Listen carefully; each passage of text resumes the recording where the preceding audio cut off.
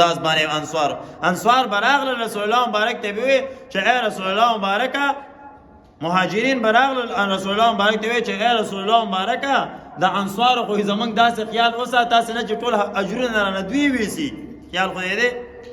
مونږ زمنګ دونه خیال چانه دې ساتره ار زید چې مونږ تریو مونږ له دوی ډیر زیات سره کا هغه فضیلت را کوم دا قرانګه مونږ له ډیر لوی مینه راکړه او مونږ په خپل مالونو کې ځان سره په جیدادونو کې ځان سره شریک لرو اسنه چې ټول اجر او ثواب نه دوی ویسي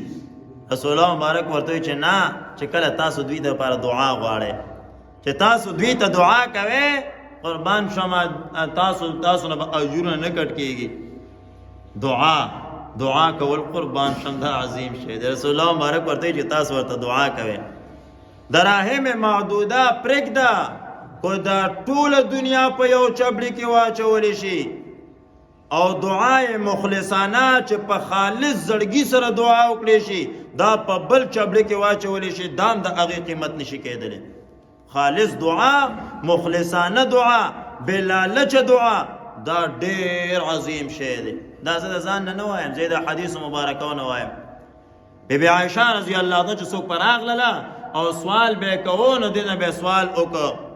خلک ملنګ راشي کنه ور اوډه به چې خدای پاکم وبخه خیر راوړي خدای پاکم وبخه خیر راوړي الله دې ډیر تیر در کې خیر راوړي دا سه دعا کوي کنه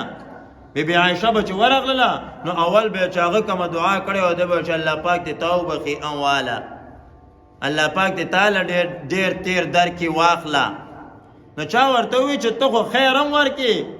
او دعا هم ورته کې دا ولی او وی چې جی بیبي عایشه ورته بیان او فرمایو چې زه ورته دا دعا زکه کومه چې هغه ما ته دعا کړې ده نو زم ورته دعا وکم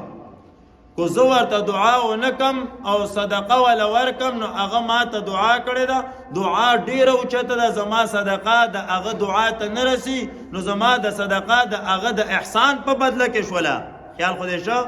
زما دا صدقه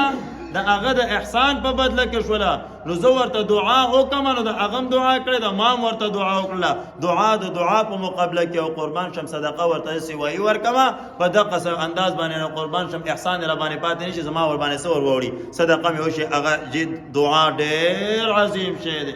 یو سړی یو کرب روپۍ چاله ورکړه هغه ورته چې جزاکم الله خیره ټول ارس چې داسې ده چې ټول هغه بهترینه بدلی ولا ورکړله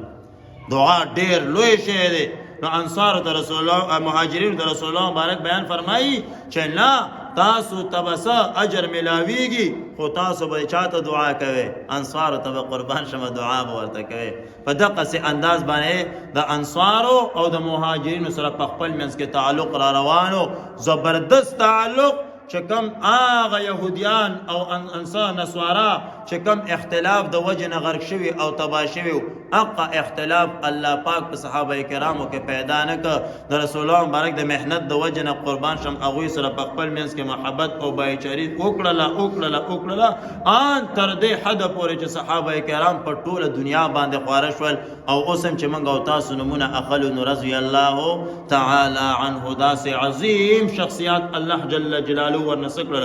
دا ورنه جوړ کړل دا د مسجد نبوي صلی الله علیه وسلم آبادی او د قربان شم مواقات بیا ان شاء الله د اذان ابتدا او بیانو چې اذان ابتدا دا په کم انداز باندې وشوله واخر دعوانا الحمدلله رب العالمین والعاقبة للمتقين والصلاة والسلام على أشرف الأنبياء المرسلين محمد وعلى آله وصحبه أجمعين يا الله رب من وبخي تمام مسلمان وبخي يا الله رب جنة الفردوس نصیب کے یا اللہ رب مشکلات و تکلیفون و مصیبتون و آفتون و بلیاتون زمانگا حفاظتو کے رحم یا اللہ رب منگا طول باندیو کے دا جماعت زمانگا آباد کے